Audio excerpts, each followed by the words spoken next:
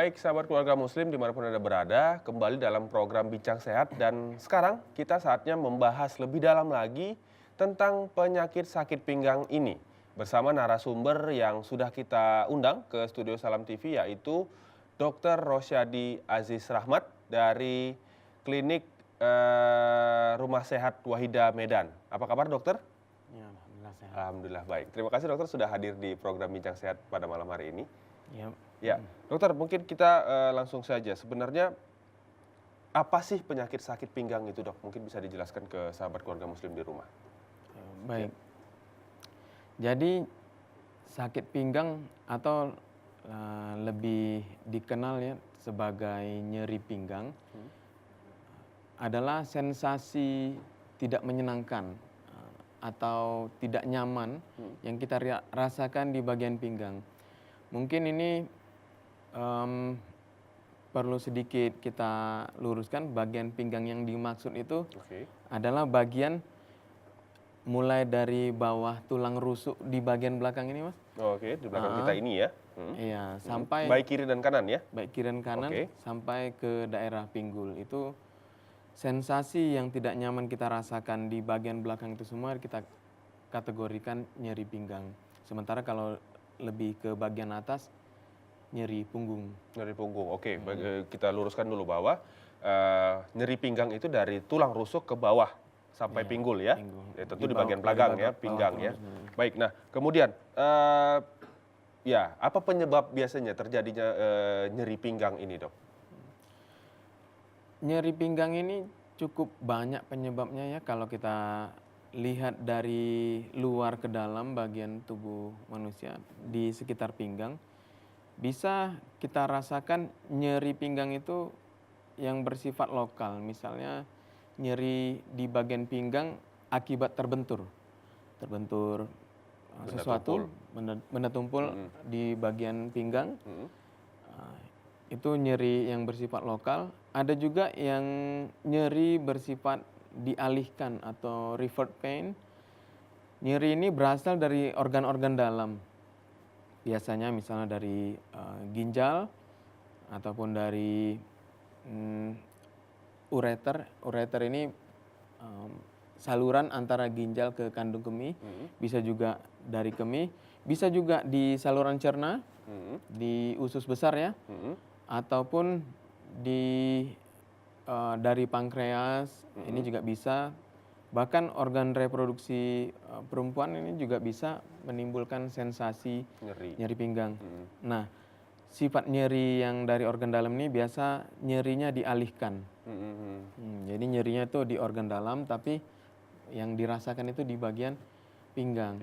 Ada juga yang ketiga, nyerinya itu bersifat nyeri menjalar, tapi berkaitan dengan saraf. Istilahnya kalau bahasa kita kontak-kontak. Kontak-kontak. Seperti kesemutan terkejut-terkejut gitu ya? Ya. Nah ini juga bisa kita kategorikan sebagai nyeri pinggang. Lalu yang sering juga muncul nyeri akibat kekakuan otot atau ketegangan otot. Nah ini Salah termasuk satu penyebab penyebabnya. nyeri pinggang. Iya, kalau misalnya seperti yang tadi saya sampaikan, ketika kita membawa beban berlebih gitu ya, yang menggunakan sendi, punggung ataupun apakah itu salah satu penyebabnya juga? Itu termasuk bagian mana? Apakah peralihan atau yang tadi dokter sebutkan tadi? Nah, iya itu biasanya nyeri akibat spasme otot namanya, Kekakuan otot. Biasanya kalau misalnya salah posisi, salah bergerak, nah itu ototnya yang biasa kena. Tapi kalau misalnya seperti nyeri-nyeri yang menjalar tadi yang kontak-kontak, itu biasanya sudah melibatkan sendi, tulang, dan saraf di sekitar pinggang itu. Sekitar pinggang ya, baik ya. Ya, sahabat keluarga muslim, berarti itu tadi ya disampaikan oleh dokter bahwa salah satu penyebab membawa beban berlebih di daerah dengan menggunakan tumpuan di pinggang itu salah satu penyebabnya juga. Baik, dokter, Nah, apakah ada hubungannya penyakit pinggang ini dengan osteoporosis atau pengeroposan tulang gitu ya?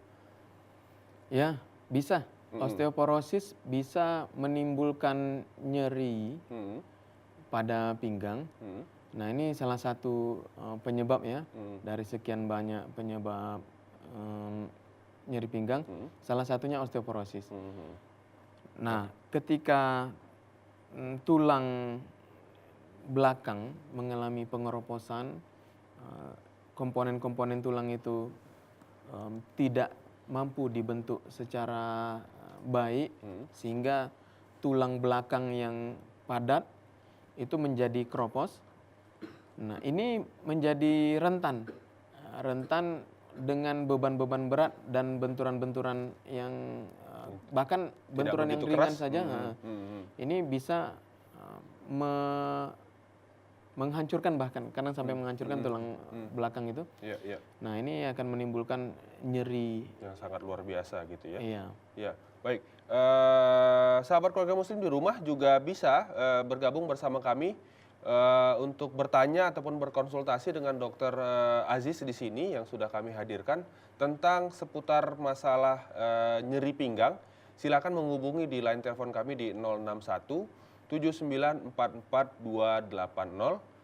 Kami tunggu telepon Anda. Silakan jangan sungkan-sungkan untuk berkonsultasi dan saya akan kembali melanjutkan perbincangan dengan Dokter Aziz.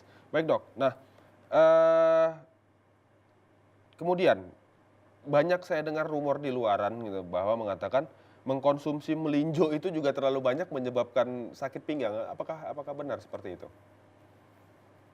Hmm, ini secara tidak langsung ya. Hmm, Biasa melinjo mengandung asam urat yang tinggi. hmm, Nah, asam urat yang tinggi ini bisa menjadi pemicu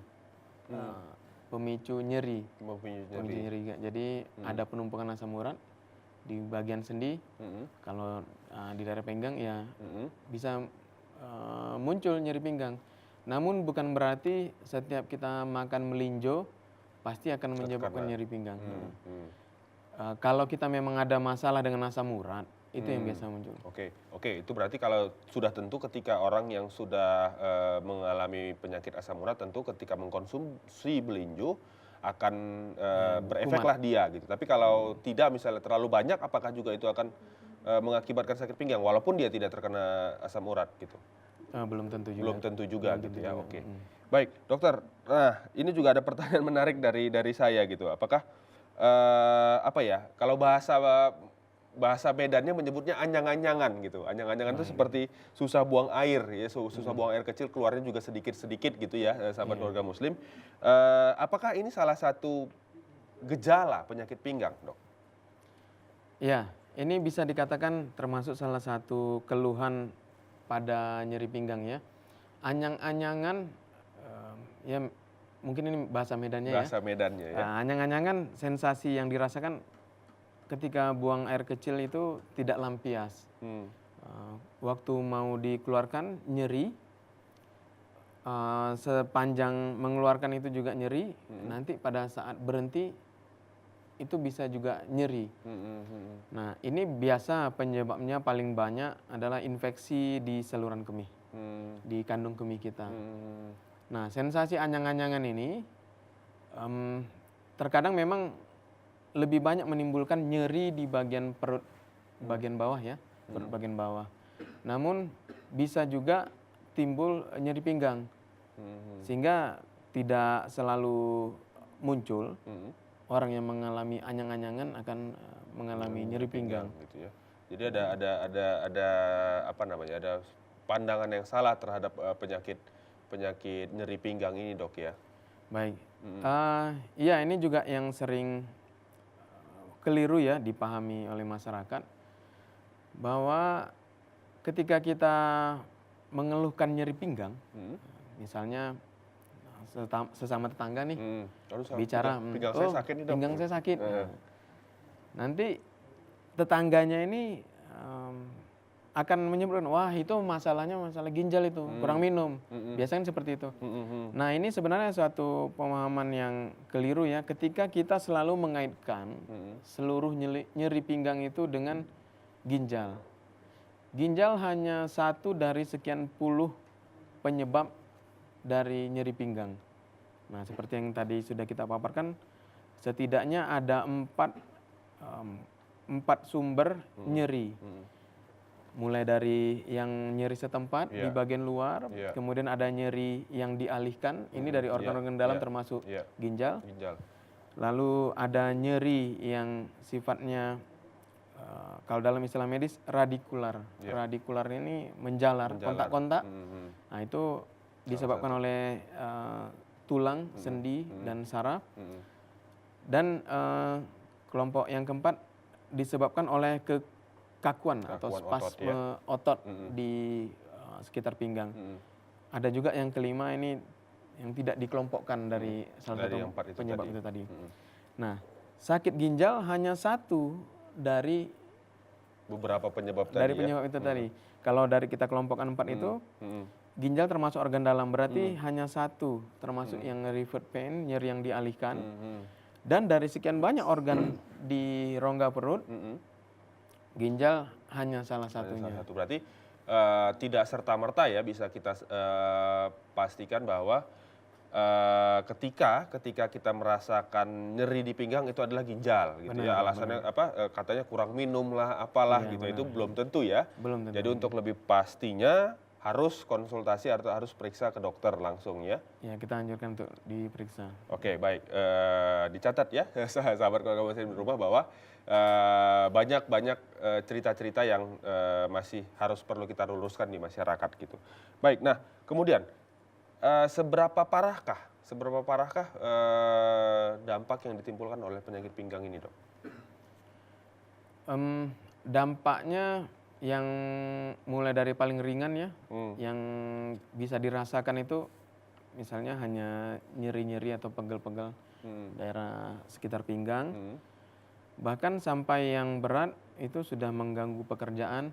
Yang lebih berat lagi itu sudah tidak bisa bergerak, berjalan.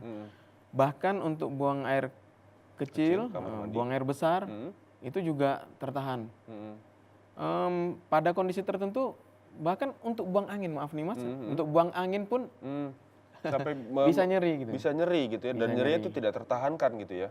Ya. Apakah, mohon maaf juga dikoreksi kalau saya salah, maksudnya nggak tahu saya penyakit ketika apakah itu sama dengan penyakit saraf kejepit, kan itu daerah sekitar punggung dan pinggang itu salah satunya juga, Dok, atau seperti apa? Iya. Saraf terjepit juga termasuk salah satu penyebab ya.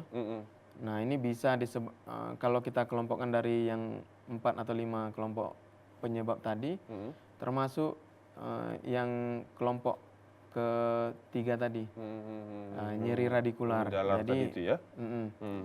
Jadi karena ada antara tulang belakang, ruas tulang belakang, ada bantalan supaya tidak kaku. Kita bisa bergerak lentur. Nah, bantalan ini sobek. Jadi karena ada sobek, keluar isinya. Nah, ini yang menimbulkan penjepitan saraf di tulang. Saraf di belakang ini ya. Namanya saraf ischiadicus. Nah, itu menimbulkan penjepitan. Nah, kita bisa merasakan nyerinya bahkan sampai ke daerah bokong, paha, dan betis. Ini sampai sulit jalan. Sampai mengalami sampai ke situ ya, rasa nyerinya gitu ya. Iya, benar. Ya. Baik, Dokter, menarik sekali perbincangan kita. Kita tahan dulu sembari menunggu telepon dari sahabat keluarga muslim di rumah. Sahabat keluarga muslim, kembali saya sampaikan, silakan menelpon ke studio kami di 061 7944 280 untuk berkonsultasi langsung dengan dokter yang sudah kami hadirkan di program Bincang Sehat kali ini. Namun Anda jangan kemana-mana, kami akan segera kembali setelah jeda iklan yang berikut ini.